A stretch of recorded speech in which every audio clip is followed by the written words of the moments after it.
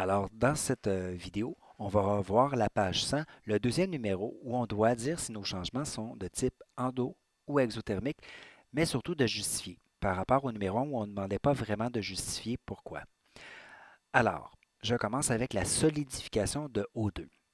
Je n'ai pas de mots-clés comme absorption ou dégagement d'énergie.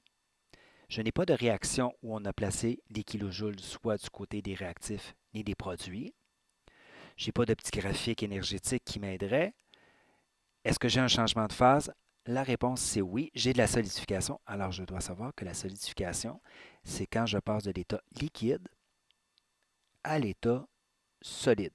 On se rappellera que si vous avez le nom d'une phase dans le changement de phase, comme dans solidification, vous avez le mot solide, c'est nécessairement la phase finale. Puisque mon liquide avec lequel je commence, ben, un liquide, ça a plus d'énergie que le solide, donc le liquide doit dégager de l'énergie. Donc, je vais être exothermique. Donc, O2 liquide doit dégager de l'énergie pour devenir solide. Donc, je prends les mots-clés dégagés et je précise mes phases. Situation B. H, qui c'est l'enthalpie, qui est de l'énergie. L'enthalpie des produits est plus grand que les réactifs. Je pourrais me faire un mini graphique de l'enthalpie en fonction de la progression de la réaction. Et on me dit que mes produits doivent être plus grands que mes réactifs. Dans un graphique énergétique, c'est toujours les réactifs qu'on met en premier, comme dans une réaction chimique. Et là, je vois comme mon graphique monte. Si mon graphique, je vois qu'il monte, c'est qu'il y a eu une absorption d'énergie. Deuxième possibilité, si je prends ma formule delta H, c'est H des produits moins H des réactifs. Je pourrais m'inventer, ça peut être même plus parlant, les produits, on inventerait une valeur, par exemple 100 joules, et les réactifs doivent être plus petits. Je peux inventer n'importe quoi qui va être plus petit que 100, donc 20. Je me retrouverai avec 80. Et là, ça m'emmène à trouver le signe du delta H. Donc, delta H serait plus grand que 0. J'ai même une petite preuve que j'ai mis où les réactifs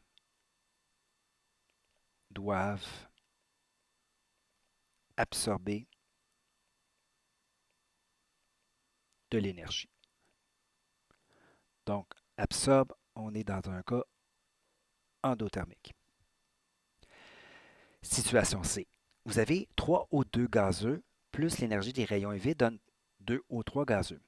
Si j'ai de l'énergie dans une réaction, nécessairement, cette énergie-là, c'est celle qui va me permettre de dire si c'est endo-exo. Elle est du côté des réactifs, donc j'ai une absorption. J'ai un cas de endo. L'énergie est du côté des réactifs, donc absorption d'énergie. Dernière situation. Il pourrait y avoir d'autres situations. Dans ça ici, entre autres, il faut faire attention, le C, on avait parlé que O2 pouvait être du côté des réactifs et ça serait exothermique, mais ça, c'est des situations où c'est une combustion, alors que là, je ne fais pas brûler rien. Mon oxygène absorbe de l'énergie pour devenir O3 qui est de l'ozone. Donc, dans ma dernière situation, j'ai une réaction, mais j'ai un delta H à la fin. Mon delta H est négatif, est plus petit que 0. Et ce négatif-là veut dire qu'on a eu un dégagement d'énergie. Donc, ça a dégagé 162,3 kJ par mol. Alors voilà pour endo et exo.